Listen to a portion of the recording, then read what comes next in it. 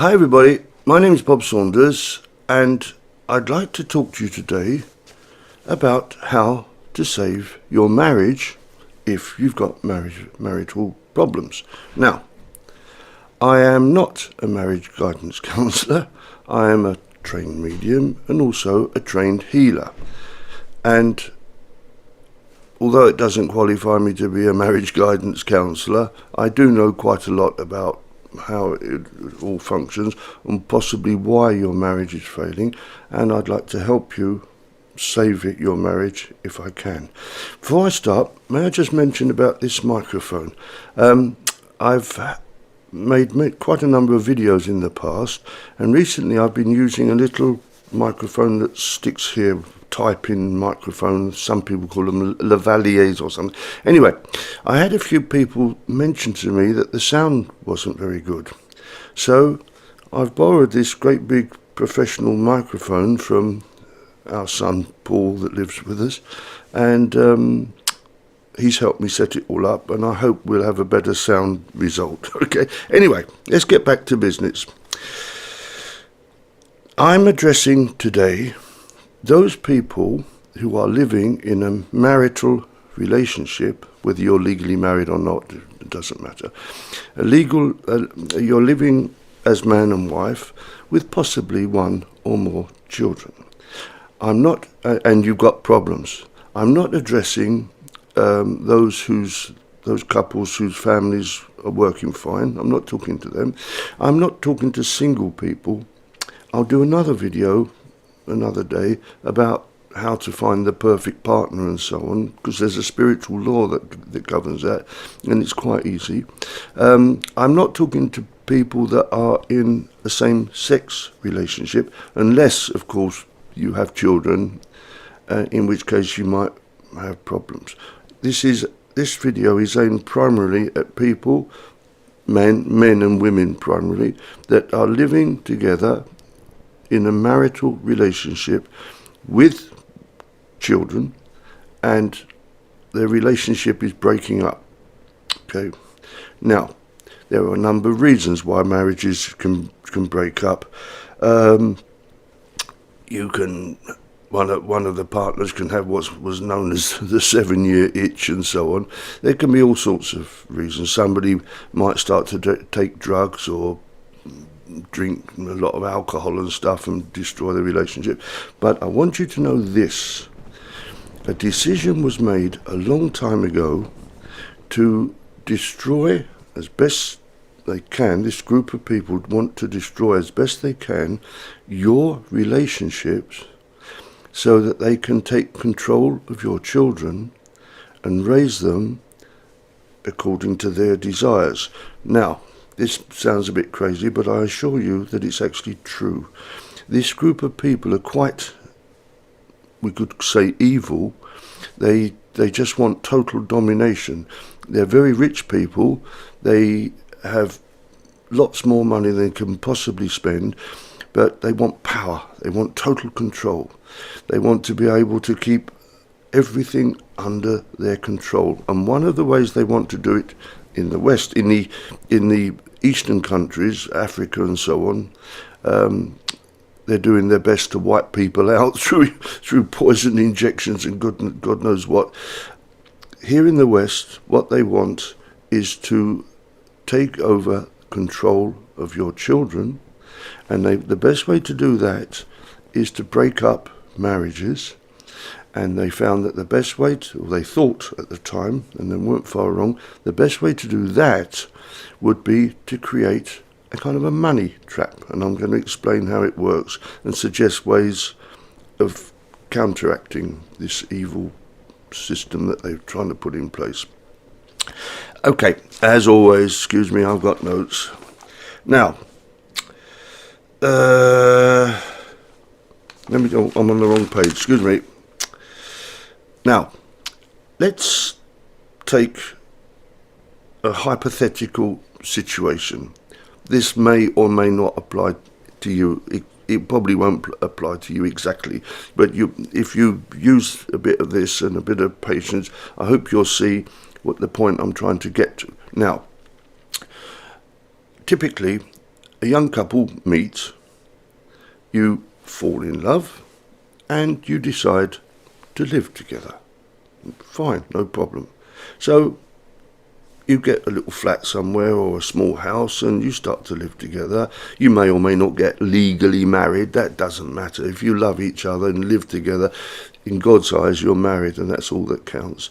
Now, then at some stage, you may probably think about starting a family. And this is where the trap starts to close on you. You sprung the trap. Now, what happens then? The lady becomes pregnant, and eventually she'll have to give up work for a while because she can't work in the last stage of her pregnancy. She needs to stay at home, and once the baby's born, obviously she needs to stay at home for a while to look after it. Perfectly logical.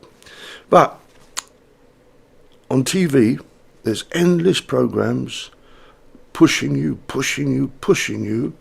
to throw away all your old stuff and buy new, and so on and so on. Now, the first thing that happens is you say, oh, at the moment we're living in quite a small flat or house. We can't possibly stay here when baby arrives. We need a bigger place because we'll need a bedroom for the baby and so on. So up comes the new house or flat or whatever. It's going to be more expensive than what you had before. You can be sure of that.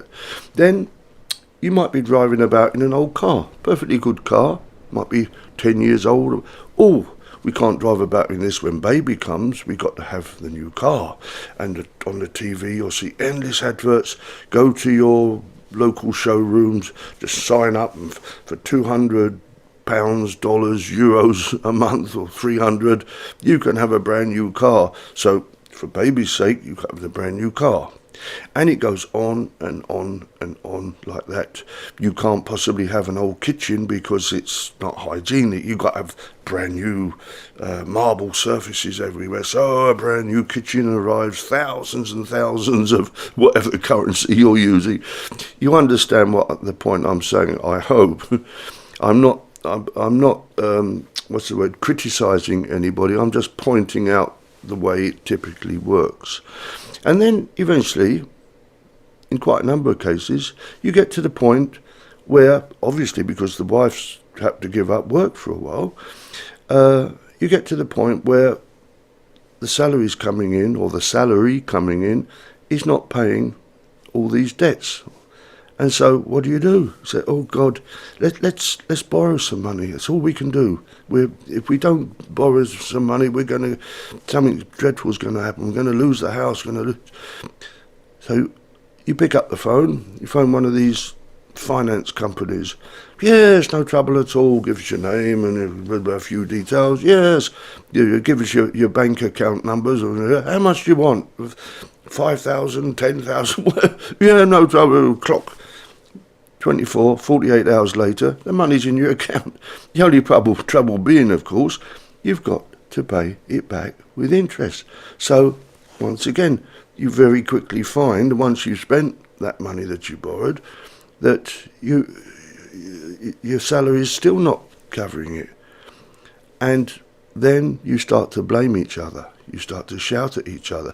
You're worried out of your wits. You can't concentrate on anything else because every day you're getting threatening demands coming through from the hire companies. Your car is in arrears of payments. Your house or your flat is in arrears of payments. All the kitchen stuff you bought on hire purchase is in arrears of payments. And it goes on and on and on like this. And in the end, you say to yourself, we can't go on like this. And you break up. Now, obviously, I am not saying that this happens to every couple every time. I'm just painting a little picture of the way I've seen it happen with so many of my younger friends, and I don't want it to happen to you. Now, this is the question. If you think that what I'm saying makes sense and applies to you in some way, shape or form, what can you do about it?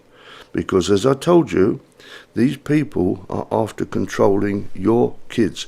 And when you two break up, they've got a greater chance of getting in via the schools and the social service people and putting kids in homes and in care, I think they call it these days, they got more chance of getting hold of your kids so that they can brainwash them to be useless zombies, which is what they're trying to do. Now, the answer is simple. Stop that crazy way of life. If you're a couple that are thinking of having a child and you're thinking of having to get a bigger house, a bigger, newer car, the newer kitchen, don't. Just simply don't. Stop watching all that stuff on TV where they show you all these do-it-yourself programs where people are got magnificent kitchens coming in and magnificent and paint going up on the walls and everything, because all that is in part financed by the do-it-yourself companies that you will be going to spend your money to try and ape what they're showing you on TV. Don't fall for it. It's as simple as that. Keep your money in the bank, in your pockets, and try and live within your means. If you're a couple now that's already gone down that road, think about what you can do to save the situation before it gets out of hand. Maybe sell the car. I know you're going to lose money on it, but maybe sell the car and buy a little reliable second-hand one, which will probably be a lot more reliable than this new one that you've got with its planned obsolescence. It's all planned to break down in a few months' time. So, and the repairs are very, very expensive, as you probably know. So maybe sell that and buy a cheaper second-hand car without all this modern computer technology in it. If you're living in a house that's too big, you can't really afford, then get rid of it and move into a cheaper thing. If you own it, maybe rent it out and still move into something a bit smaller. The idea being that you live within your means so that you don't have all these bills piling up and you're not arguing and shouting at each other all day long, blaming each other. Yes, it was your idea to buy this new kitchen and it was your idea to get this new car. And that doesn't help at all. It's just going to destroy the love that you had for each other. The love that you had when you fell in love at the beginning should go through all your life together. And the only way to do that is not to have these constant problems of money that were planned for you. It was all planned as a trap for you to fall into. Instead of buying the latest Xbox for your child so the kid can sit in front of the TV doing all this, destroying his brain, in the evenings, think about turning all that off and sitting down and playing cards together. Talk together. When the kids go to bed, read them a bedtime story. Spend time together as a family unit. And you'll find, if you can live within your means, if you can stick together as a family, go for walks at the weekend. Stop all this idea of having to go for fancy holidays every summer and skiing every winter. It's just a waste of money. Spend time together as a family and your kids will accept all that and they will be happy that you're spending time with them and your relationship, hopefully, will stay together.